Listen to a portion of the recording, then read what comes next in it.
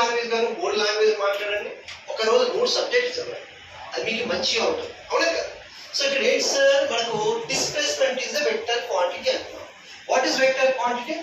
A physical quantity which has magnitude as well as direction.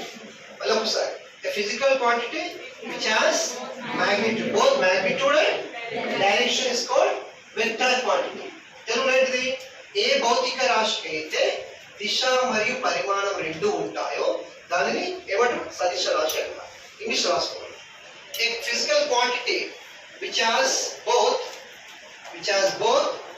magnitude and direction.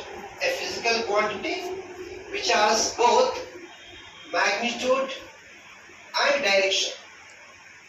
Magnitude and direction is called vector quantity. Vector quantity. ఏ భౌతిక రాశికి అయితే తెలుగులో ఏ భౌతిక రాశికి అయితే దిశ మరియు పరిమాణం రెండు ఉంటాయో దానిని సదిశ రాశి అంటారు. సదిశ రాశి అంటారు.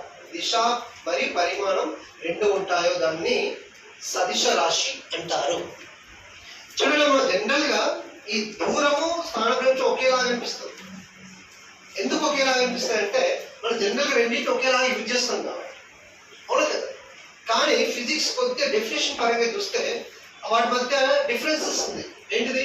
డిస్టెన్స్ ఏమో స్కేలార్ అంటున్నాం సార్, అలాగే డిస్ప్లేస్మెంట్ ఏమంటాం? వెక్టార్ అంటున్నాం. ఎందుకు?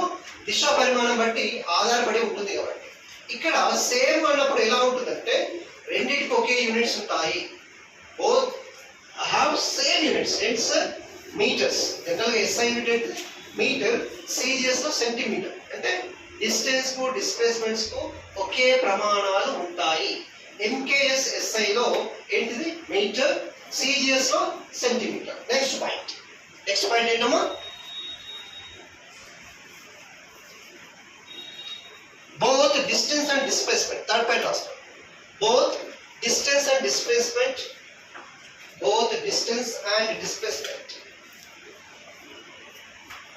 have same units.